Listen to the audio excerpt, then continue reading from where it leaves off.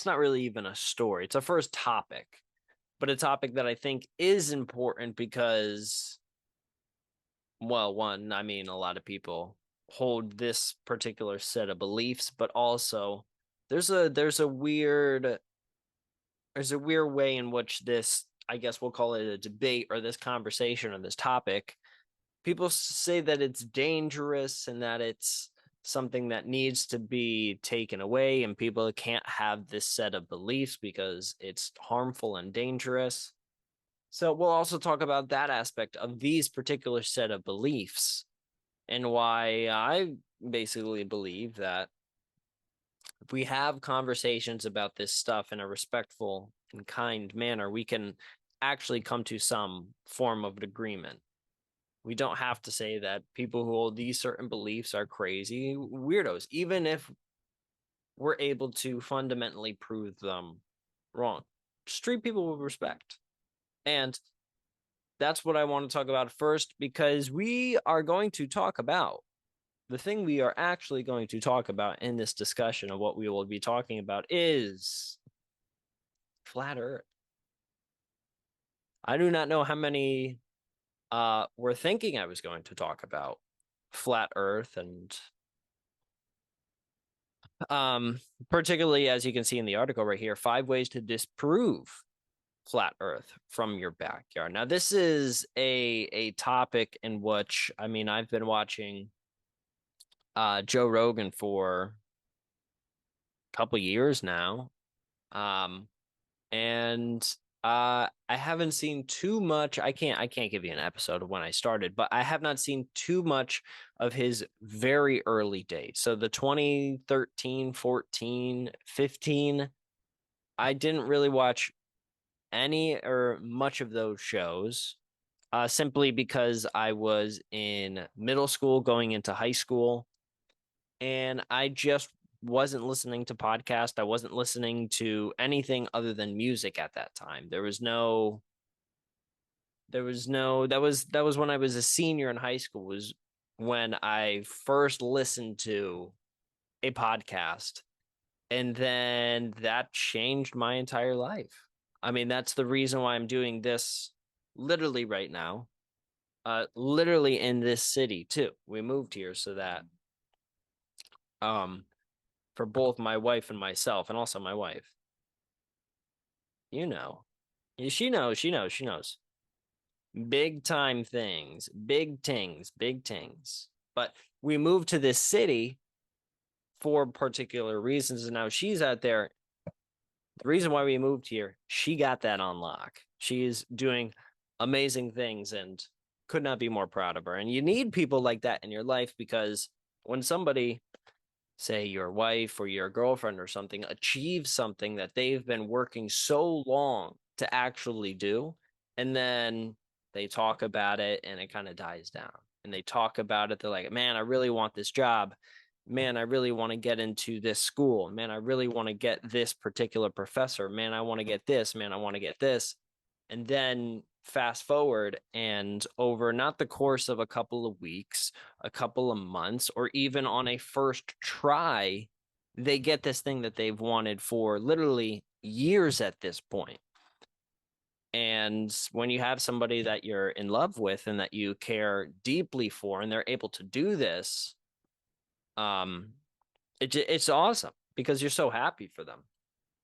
And that's how I feel about my wife with her recent um stuff going on in her life. So shout out to her. But anyways, let's talk about 5 ways to disprove flat Earth from your backyard. Now, I think that this is an interesting article, partly because of the tone of the article. I'm not going to read too much of it, but I do think that it is important to talk about kind of a little bit of this discussion as well. And I'm going to read a book. I'm going to give you quotes, going to give you all this different stuff. And it's going to be just a fun thing, right? All right. So let's start off. I mean, from this first paragraph, you can kind of get what we're going to be talking about. Have you ever proved that the earth isn't flat? While flat earthers are one of the more out there conspiracy groups, it's fun to disprove them with simple tests in your backyard. It has been scientific consensus for hundreds of years that the earth is a near perfect sphere. Okay. Don't have an issue with anything other than the tone. It's fun to disprove them with simple tests in your backyards. Is it fun? I mean, I wouldn't say it's fun. It's just well, we'll continue on, but it's starting off with a tone that I don't think is entirely respectful. But let's continue on. Bewildering as it may be, some people just refuse to believe the mountains of evidence proving a spherical Earth. Once again, the statement is true, but the tone is off for me. That's all I'm saying. It seems unlikely that anything will convince these believers of a different worldview. Maybe the existence of flat earthers is a good reason to think critically about astronomy yourself, to actually understand why the Earth is round. Imagine we didn't have those pictures from space. Would you believe in the round Earth then? Many of the flat earthers' convictions come from how flat the Earth seems from our perspective. And I'm also going to try and do my best to provide arguments from the flat earth perspective. Now, I do not come from this perspective, and I do not know anybody who holds the belief that the world is flat. I don't know many people who think about the shape of the earth or could tell you why the earth is round. They would just say, we have pictures of it, which is true. We have live feeds and live cams from the International Space Station right now that are going 24 hours a day. And many of the things that we use, such as satellites, such as GPS, all of that stuff is only done through having objects outside of our world orbiting around a sphere. So I don't want to harbor on this point too much, but just once again, the tone. The tone of this is interesting, I think. Fortunately, there are multiple easy tests you can perform at your home to prove that the Earth is indeed round. It can't be that difficult to figure out if Aristotle proved the round Earth more than 2,000 years ago with few scientific instruments. Now, let's go into our book. Let's stop the share right here, and let's go read. Obviously with the times, I'm not going to make any other comment, but say great book. I have not completely finished it, but it is one of the books that early on in my interest into the topic of space and the cosmos and what is out there and these bigger life questions that I started to have is one of the earliest books that I ever got was a book called A Brief History of Time from the Big Bang to Black Holes. Now, the author of this book is Stephen Hawking. Right here. I have no idea if this is going to be backwards or forwards in after I post this, so I apologize if it is backwards, but good book. Good author as well. He wrote a very good book. Now, there are some things going on in the news currently about this author that I will not comment on because I cannot verify those claims for myself, and I'm not going to research into those claims. And if you do not know what I'm talking about, I suggest you look it up. But the contributions that this man made to science, and particularly the stuff in this book, had a profound influence on me when I was just beginning. This was back when I was in college, just when I was beginning to become interested in this topic. So very, very highly recommend this book because it kind of gives a very digestible way to understand some of the most like high level stuff like quantum mechanics, understanding general relativity, and what I'm going to read now, understanding how we've arrived to believe that one, the earth is round, one, to have direct lines of evidence of where the sun is in relation to us in our galaxy and then in the universe, and kind of how we've come to this conclusion of things such as the Big Bang and further on. So this is in a brief history of time. As long ago as 340 BC, the Greek philosopher Aristotle, in his book On the Heavens, was able to put forward two good arguments for believing that the Earth was a round sphere, rather than a flat plate. First, he realized that eclipses of the moon were caused by the Earth coming between the sun and the moon. The Earth's shadow on the moon was always round, which would be true only if the Earth was spherical. If the Earth had been a flat disk, the shadow would have been elongated and elliptical, unless the eclipse always occurred at a time when the sun was directly under the center of the disk. Second, the Greeks knew from their travels that the North Star appeared lower in the sky when viewed in the south than it did in more northerly regions. Since the North Star lies over the North Pole, it appears to be directly above an observer at the North Pole, but to someone looking at from the equator, it appears to lie just at the horizon. From the difference in the apparent position of the North Star in Egypt and Greece, Aristotle even quoted an estimate that the distance around the Earth was 400,000 stadia.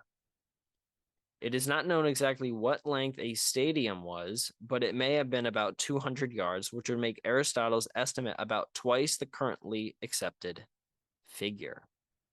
The Greeks even had a third argument that the Earth must be round, for why else does one first see the sails of a ship coming over the horizon and only later see the whole? So very, very early on, there were these observations, right? I mean, you talk about Greece and then Egypt. The difference from that, if you look at the surface of the Earth, is not too much, but it is enough to make these observations. And then obviously, once we get into flying or I guess going further back, riding boats around, the cosmos and the idea of a flat Earth is that much. I mean, not a flat Earth, but a spherical Earth is that much more important because you're now navigating based on where the stars are on a sphere. So that's kind of a cool little thing about Aristotle and kind of the very, very early kind of beliefs and thoughts about kind of our Earth and really putting to task, well, where are we and what are we on, basically. So let's continue on. Now let's get into what the flat earthers believe according to themselves. And once again, these first three words are, I don't like the tone. It's condescending. Stated so eloquent on the Flat Earth Society website, the evidence for a flat earth is derived from many different facts of science and philosophy. The simplest is by relying on one's own sense to discern the true nature of the world around us. The world looks flat. The bottoms of clouds are flat. These are all examples of your senses telling you that we do not live on a spherical, heliocentric world. Okay. Gotcha. Because the world in which you live in, if I go walk down the street right now and I look, or if I go out to the ocean and I look out, I don't see a curve. I've been on planes. Obviously, I lived in Connecticut, right close to the shore, so I was able to see the ocean a lot. The Earth looks flat. It appeared flat when I would look out into the ocean. It would appear flat when I'm flying 30,000 feet above the ground. I do not see a curve. This is true. Bottom of the clouds are flat, I guess. I don't know. But what it is saying is true. Once again, the tone is, I don't like it. I don't like that. Just say this is what their beliefs are. But that's a personal gripe that I have. Then it goes on to say, I gotta show you this one. I gotta show you. It goes on to say this. Without any greater evidence than one's own experiences, it would be more excusable to believe the earth is flat. I can walk as far as possible in a single direction, and the ground is and horizon will always appear flat to my eyeballs. That lived experience in large part is why this flat earth conspiracy theory has been so sticky through millennia. The shape of the earth just doesn't seem round. It is impossible to see the curvature of the earth from ground level. That is true. Now, the reason for that is because we live on a pretty big sphere. While most of us are convinced on the round earth by the incredible NASA photos from space, flat earthers aren't so easily swayed. Another example. These unusual people think photos from space are cleverly manipulated and that space travel is the conspiracy. These unusual people. Okay. Think photos from space are clearly manipulated. There have been photos of space that have been clearly manipulated. However, not all photos and not all videos are clearly manipulated. There are examples though. There are examples, and it would be very easy to pull up an example of something that just doesn't seem right about a video from space.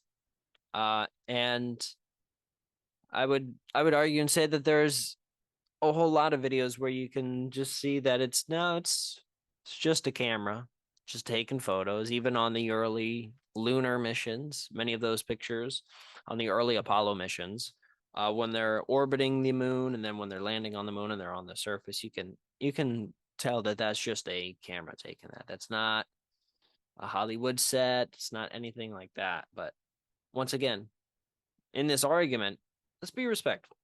I mean, some of these phrases are wild. What did it say? What does it say? These unusual people. All right. The development of modern flat earth theory. The history of the flat earth theory and its followers are comical at best, deadly at worst. Now, what is this a link to? What is this a link to? NPR. Daredevil Mad Mike Hughes killed in crash of homemade rocket. You wanted to see if the world was flat? Oh, man. Mad Mike Hughes was killed in a rocket launch gone wrong Saturday in Barstow, California. He was 64.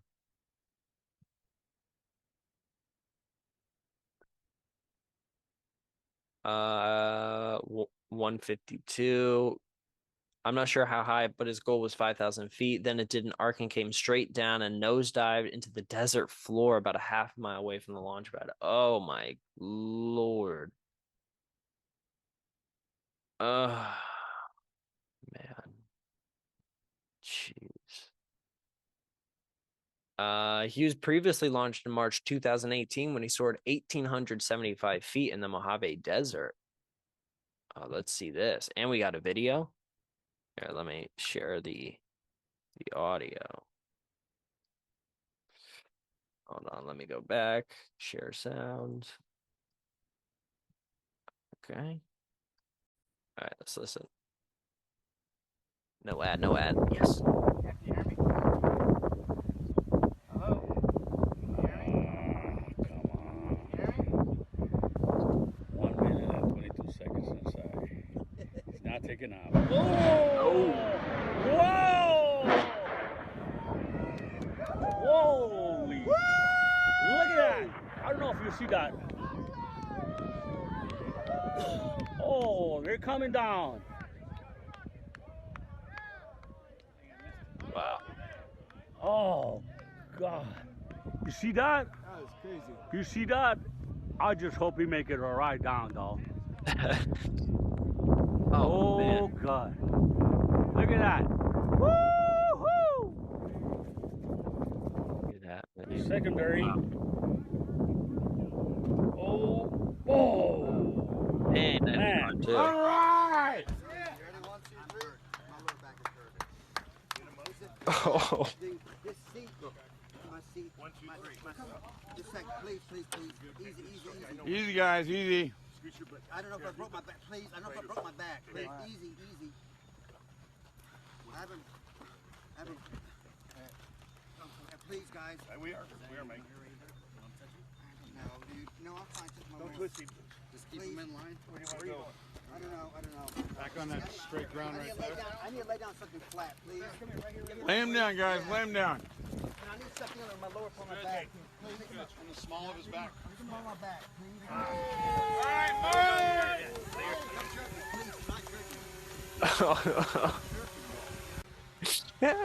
Doesn't hurt. Oh man.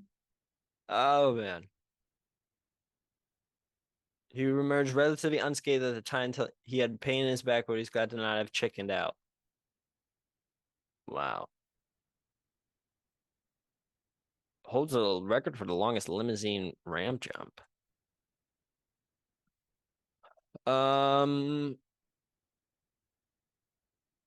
Okay, here we go. Who had been writing a lengthy profile, Hughes said the steam-powered rocket launches were intended to actually lend credence to Hughes's noted flat Earth belief. So he was doing this to see if the Earth was flat.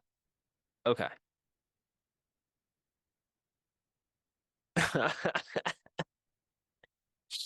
Oh man. Oh man.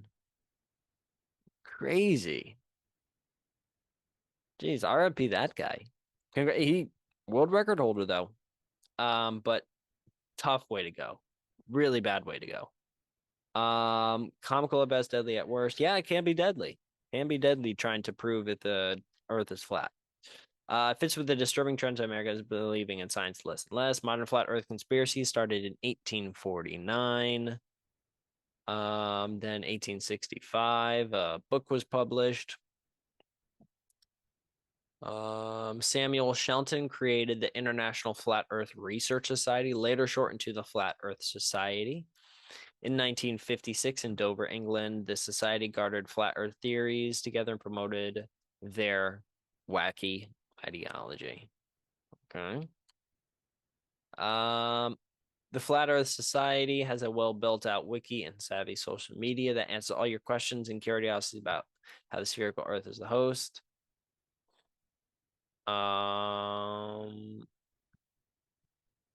Okay. Now we get into the 5 experiments to prove that the Earth is round. All right. Watch a lunar eclipse. All right. I have actually done this. I talked about it maybe 2 or 3 episodes ago about how in college I saw a lunar eclipse my freshman year in my first semester there.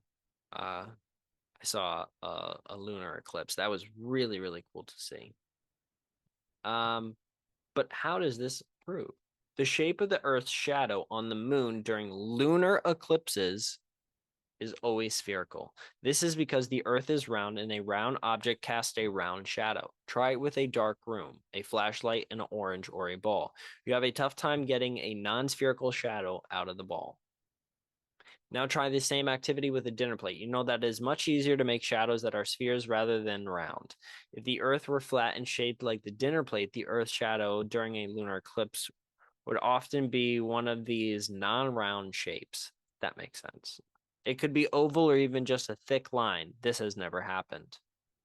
The flat Earth community attempts to address this hole in their theory through some creative arguments. Some flat earthers believe that there is an undetectable celestial body, not the Earth, between the sun and the moon that casts a shadow on the moon. This object is the anti-moon or the shadow object. Okay. I mean, if we could see it, that'd be nice. But let's continue on. Right, looking at other planets to a telescope. I talked about this back when I was in the Dominican Republic, and I saw through a telescope planets. That was one of the, I saw Jupiter and I saw Saturn. That was one of the things where it was like mind exploding that those things are really out there, that I'm able to see those with my eyes, not a picture of them. So that was a all-time really cool experience. But yeah, you can see that those planets are round, obviously. Now the flat Earth is claimed that our planet is special and different from all other observable planets in our solar system. The Earth is a fundamentally different kind of body, a plane rather than a planet, much like how a basketball court is a fundamentally different kind of body to the basketballs which bounce on top of it. Interesting. The solar system sits on a layer above the plane of the Earth, says the TFES. To them, the Earth is the center of the universe and everything happens above it. This is a very self-centered worldview, if you ask me. I was not asking you. Drop the same object from different heights. So gravity pulls objects towards the center of the object. Since our Earth is round, the center of the object is the middle of the sphere of the Earth. It means that gravity pulls all objects straight down towards that central core. From our perspective, that direction is straight down. If our planet was flat, then gravity would similarly pull all objects towards the middle of the Earth. However, under the flat Earth model, this middle is in the North Pole rather than the center of a sphere. Interesting.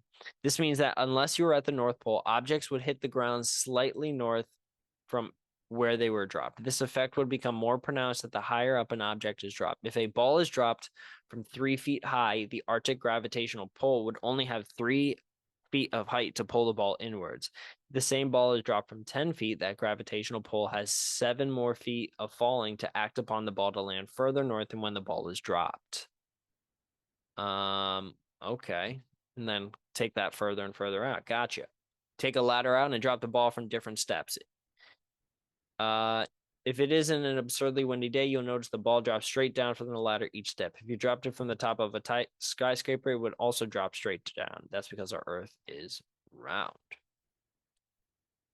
And then secondly, the gravitational pull from the Arctic on a flat Earth would be stronger in the southern hemisphere compared to the northern hemisphere. As you move further from the center of gravity on the flat Earth, objects drop from the same height at increasingly southern latitudes to experience more displacement northwards. If you have a friend in Australia, South America, ask them if their objects fall straight down, and they do. All right. Watch the sun crawl up a hill during a sunset. Oh. Have you ever wished that the day wasn't over and chased the warm sun's rays up a hill during a sunset?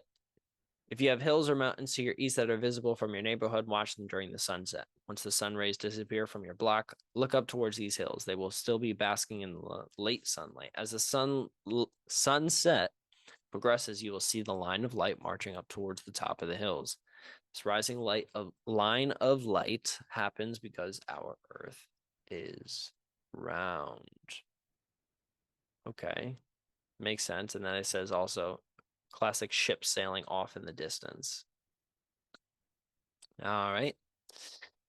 Go outside at night, which I have done as well. It's very, very cool, especially in a place, surprisingly, in this city.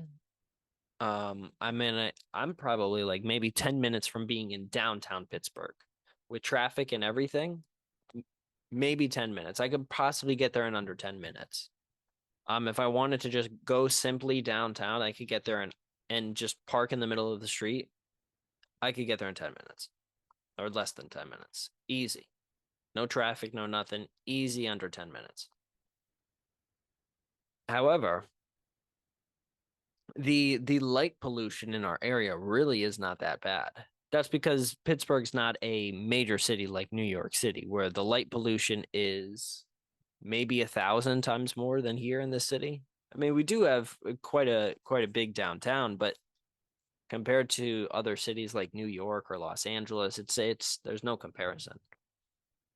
So going outside at night, especially more so back in Connecticut, it was much better there. And then in some other places, when we went to Portugal, it was also amazing to be out in Portugal and see that the night sky over there.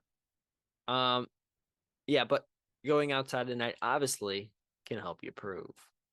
All right, now let's see how the very, very friendly author ends it off. In conclusion, the flat earth movement is a group of people who believe that the earth is flat rather than spherical. They reject the scientific consensus that the earth is an oblate spheroid and instead argue that the earth is a flat disk, usually surrounded by an ice wall that prevents people from falling off the edge. The flat earth movement has gained increased visibility and attention in recent years, largely due to the internet and social media platforms. Despite overwhelming scientific evidence to the contrary, the movement has persisted and continues to attract followers who argue that the scientific establishment is conspiring to hide the truth about the shape of the earth.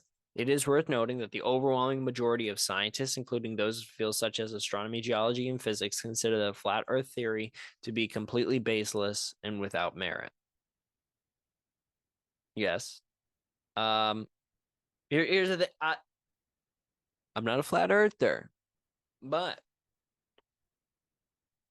if part of their argument is that the scientific establishment is conspiring and they're all together in this, they're all in one group to say the earth is actually spherical when in reality it's flat, which I do not believe.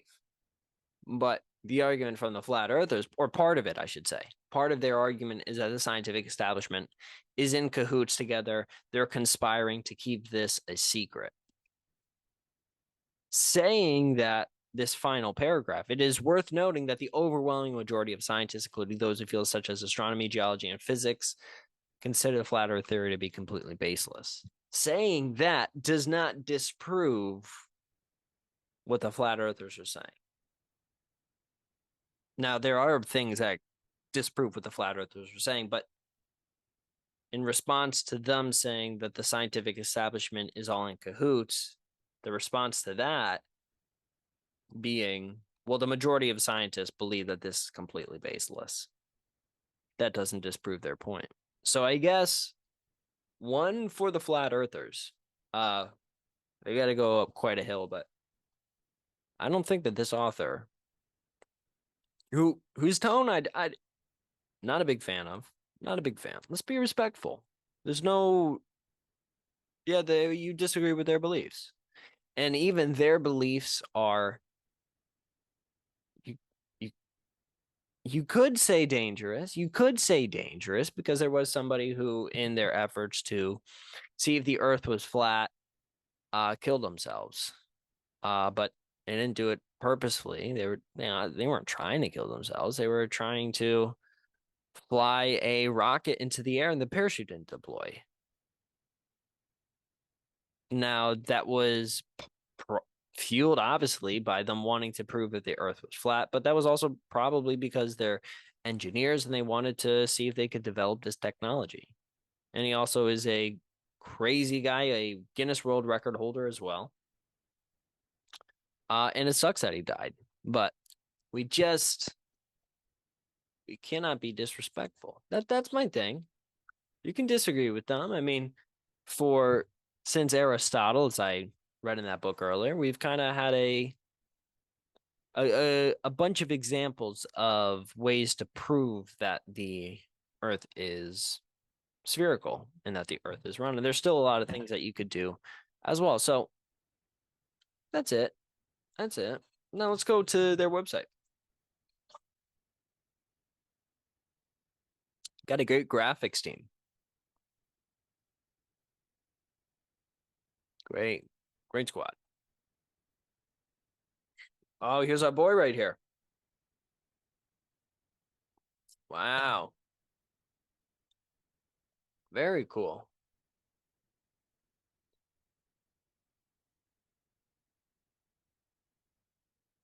Steam-powered rocket engine.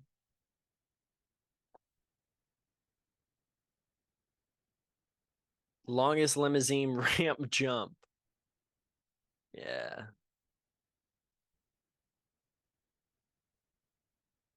Spanish football team, formerly known as Mostoles Balompié, has been officially renamed to Flat Earth FC by his president. What? Wow. Oh, look at this on Behind the Curve. Now, this is a very famous Netflix documentary about flat Earth. It has come to our attention that a documentary, this is by Tom Bishop in 2019. It has come to our attention that a documentary titled Behind the Curve has appeared on Netflix and is introducing significant numbers of new people into the flat Earth discussions. After viewing this piece, we feel that the work depicts a poorly researched flat Earth theory. It should be noted that the Flat Earth Society was not consulted with the rest of the documentary, with the science of the documentary, and that the topics discussed should be further researched. Wow.